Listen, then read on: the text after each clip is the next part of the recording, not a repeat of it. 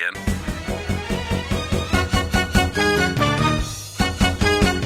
Quiet, please. Ready. Welcome to the pod, Mariposa. Now, I would ask you how you're doing, but I can see that you are going through a very difficult time with your mom, as your mom is in hospice and you are taking care of her all by yourself at home. Many people around the U.S. go through this, and many have a lot of problems with hospitals that mess up in certain medications and other things. And many people do have a good, outcome, but many do not. And you are one of the ones that unfortunately did not have a good outcome and is still going through a hard time with your mom as she's in hospice at your house and you are taking care of her. Tell us, how did this happen? How did you get to where you are now with her? And how did it all begin? Okay, we used to live in different houses because the last couple of years we didn't get along that much. One day she called me and asking me, she was telling me that she wasn't feeling right. What was her condition? What was she feeling? What were her symptoms? She have Parkinson. She have pneumonia. I'm trying to remember She was diagnosed with Parkinson's there, or she already had it and was treating it? She already had it. Okay. But she had fibrosis pulmonary too, final stage. Okay. So everything started creeping up on her, like enhancing? Yes. Okay. It started happening, like she told me that she wasn't feeling right, but she never told me that she was feeling really bad. So what I told her is, I'm going to send you an Uber and I meet you here at the hospital. And what was she telling you that she was feeling? She couldn't breathe that much because she had the fibrosis. Okay. So she couldn't breathe that much, but she never told me exactly that she was really bad, that she passed out and everything at her place. So because she never told me like that, I told her okay, I'm going to send you Uber so I don't have to go get her and come back. Okay. And so I met her at the hospital, the ER, and as soon as they took the oxygen, they checked the oxygen, she was like on the 40 something. The normal is 90, and she was on 40. Wow. Yes. Okay. So they put her in ICU. We were waiting. One of those days, that was like I stayed with her like the whole time. I didn't even came to my place to change or anything. I was staying with her. And the sixth day, the doctor came to me and he told me that I have to be ready. She only have no more than 6 days alive. Oh my goodness. And what was your reaction? How did you feel at that moment? Okay, I was desperate because I feel kind of bad what we've been through before, and I didn't have the chance. I wasn't having the chance to like repair or to have closure. Yes, and I prayed a lot to God to just give me time so I can, I can forgive her and I can make it up. Whatever, like everybody make mistakes, and then we stayed there like almost a month. And I was there for a month. So the nurse was putting the penicillin for the diabetic. She's diabetic. And I told her, like, listen, what about the food? So she totally forgot about the food, and my mom passed out with the sugar. It was like super down. Okay, so they forgot to feed her. They put the penicillin, like as soon as they put the penicillin, they have to feed her. And they never put her after penicillin. And then never, yeah. Oh wow. So that moment, I thought she was gonna die. Like even the doctor put me something to calm me down, like an injection. I don't know what was it. What? Yes, because I was out of control. Uh-oh. Okay, and you have nobody else there with you? Nobody else. It was only me. Only you. That's when the doctor started talking to one of the nurses and tried to find out my brother, to figure out where was my brother. And Fortunately, he came the next day. He didn't even work the first day. Is your brother in the same city you're at, or he had to? Yes, we are in the same city, but I haven't talked. Well, that back in that time, I didn't talk to him for like almost 20 years. So you were also in cahoots with your brother. Yes. Finally, my brother came the next day, and then she got a little better. But the problem started with they forgot to feed her after the penicillin, and then they decided to put her on morphine. When they put her on morphine, of course, she was out, like she was sleeping the whole time. A little time when she woke up, same things that this so it doesn't make sense. And fortunately, my mom's brain is still is 100% perfect. So right now she can talk, she can do anything. She remember everything. But back in that time, she was saying things that didn't make any sense, and I was so worried. After doctors told me that she only have like a couple days left. Well, imagine. So, Okay, so what did they tell you? Why did she have 6 days left? What were the what was the diagnosis? the fibrosis pulmonary started like hitting her really bad. She's in the final stage still. Okay. So they put her the morphine so she doesn't feel that pain that she got in the lungs. Uh-huh. Plus the breathing thing that she can breathe. She's right now she's an oxygen 24/7. Okay, so she cannot breathe on her own. She cannot breathe on her own. Okay. So 1 month passed, and of course the whole hospital and the doctors told me that okay, she need to go to a home with a hospice care. Mm-hmm. She was still on morphine, but at that time I didn't know exactly, or like I didn't know better that what morphine was doing to her. Because every time she woke up, she doesn't. She says she have a little pain, but it's not like a cancer pain. It was just like a little tiny pain. Yeah, she was under the medication of morphine, and she was just numb to everything. And you thought that she was that was normal because of what she was going through, right? But they kept, Exactly. For me, I trust everybody, yeah. like you know. And so when that went, and a month later, almost a month later, they told me like I have to take you to hospice care on a home. Okay. And I was like, I don't want it. Like she never wanted to go to Yeah. a home care. So I was looking for a home care, but the one is private, so I can stay there and live with her and take care of her. And you were working with your insurance company, right? Yes, but the rent of the apartments, it's kind of apartments, it was crazy. It was like $9,000. The cheapest one, it was like $7,000 a month. Oh, wow. So the insurance we bought everything else, but the rent I had to pay myself. And of course, I was like, "What should I? I mean, I didn't know what to do Yeah.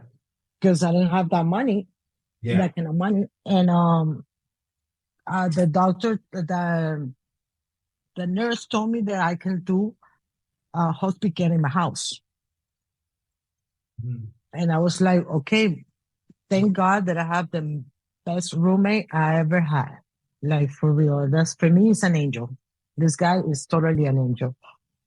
Um, I got the room next to me, next to my room, it was empty. And one of those days that I came to shower, go back very quick, he kind of asked me like, "How's your mom?" And I totally like started like crying. I was desperate. I told him, "Please, I don't know what to do. I don't want her to leave. She's my mother, like, you know." And he told me like, "Why?" And I explained the situation. Like, I don't know what to do. Like, I don't want to take it to a home. And he said, "Why you don't bring her here? You have the room next to you is empty." And I thought about it. I spoke to my brother, Uh-huh. And I was like, okay, of course it's not gonna be for free. I have to pay double rent, Yeah. my rent plus my mom's rent. Yeah. And it's been a roller coaster. In the beginning, the first week, I have help for like the nurses 24/7. Well, 24/7 for just for a week. And in that week, a lot of things happened Like what? because the morphine. But what Because happened? Tell us what happened. What was it? What okay, happened that week? because I have all this help, I was going in my computer and trying to like why she was like acting the way she were, like talking no sense, you know.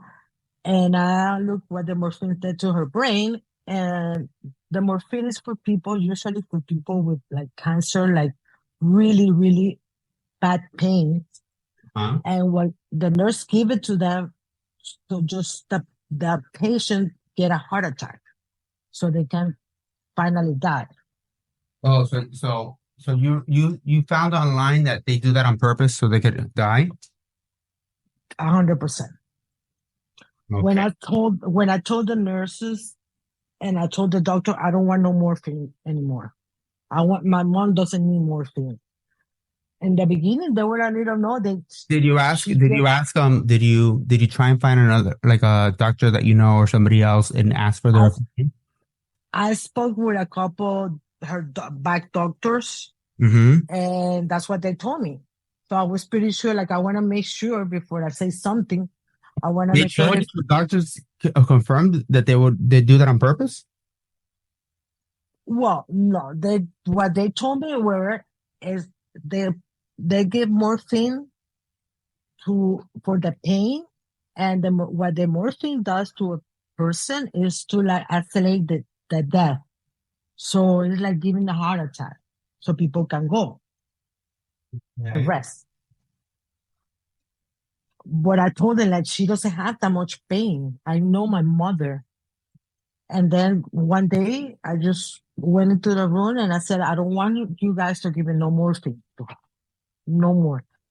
And even the nurses, they were like arguing with me. She need a morphine. She's so much pain that you need to like, feel sorry for her. It's like she doesn't have that much pain. Let her relax for the morphine, and I want to see how she reacts.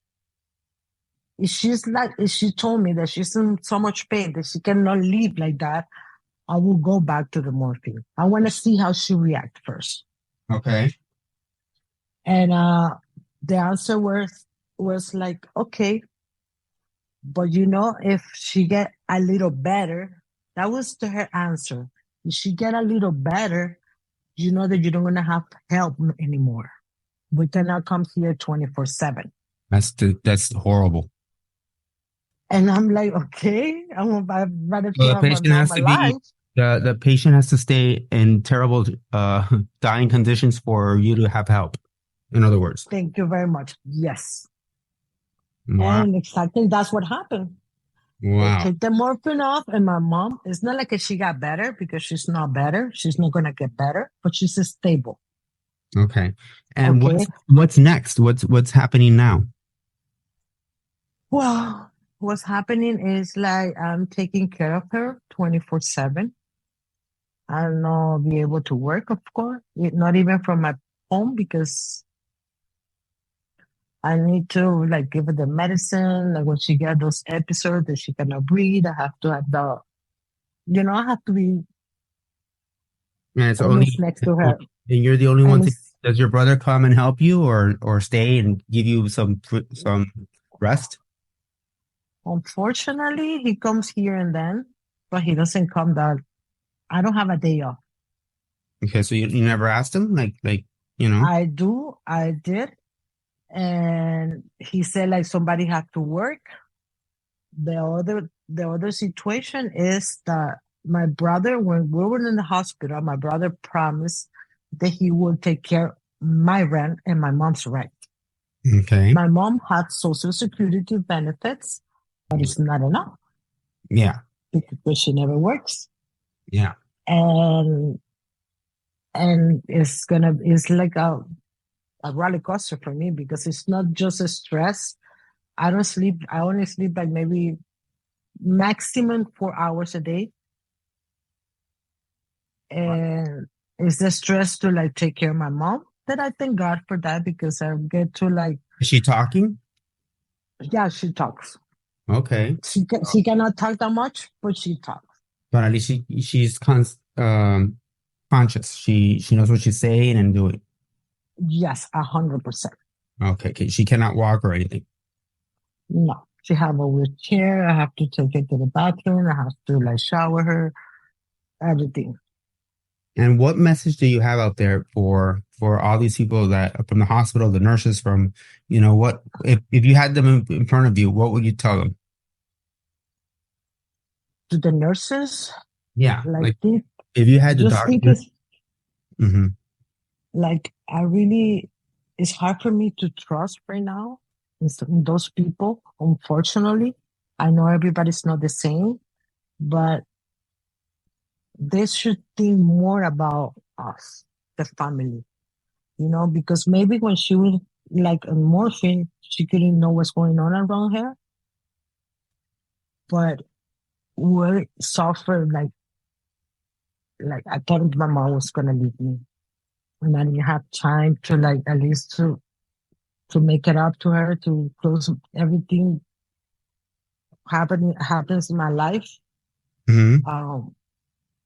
And I told her the family, if they have anybody, just stay on top of that, because unfortunately, and again, I'm not saying everybody, but hospital is more about money, how much they can take from insurance, more than people.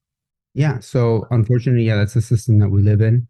And of course, it's not every doctor, it's not every hospital, but there's situations that happen and it makes you think. I went through it, you're going through it, and I know a lot of other people that have gone through it, and hopefully something happens that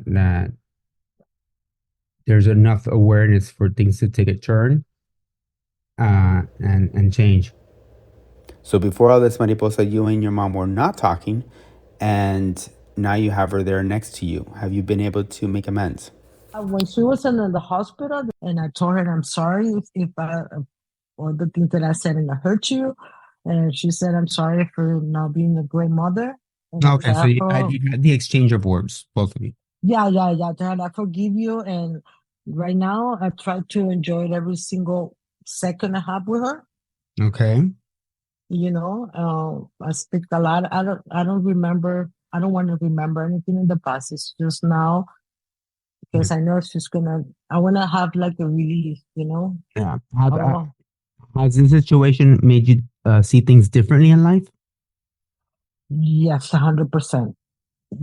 What I believe, like I always believe in God, but now it's like God. I pray to God to give me more time with her, so I can close my shop and He did. So God is up there. There's a God up there, and I thank Him every day for having my mom with me, be able to live in my place and having my mom next to me. Mm-hmm. It's a miracle. It's a miracle. So, in order for you to get help with this battle, you have opened up a GoFundMe page. We'll put that GoFundMe on the show notes, so you guys can contribute and help them. If you can, whatever amount you can, $1, $2, whatever it is that you can contribute will be amazing for Mariposa and her mom, as she continues to take care of her mom on her own, and as a great help. Mariposa, I want to thank you so much for being on the pod and sending you light and strength for you and mom, and just stay strong. Thank you, Alice. Thank you very much for this opportunity. You got it. And remember, I love you. I love you too. And remember one more thing. Don't follow the path. Listen up, Podheads. I want to know what you thought about today's episode. Be part of the conversation. Go to podwithme.com, look for the episode, and place your comments.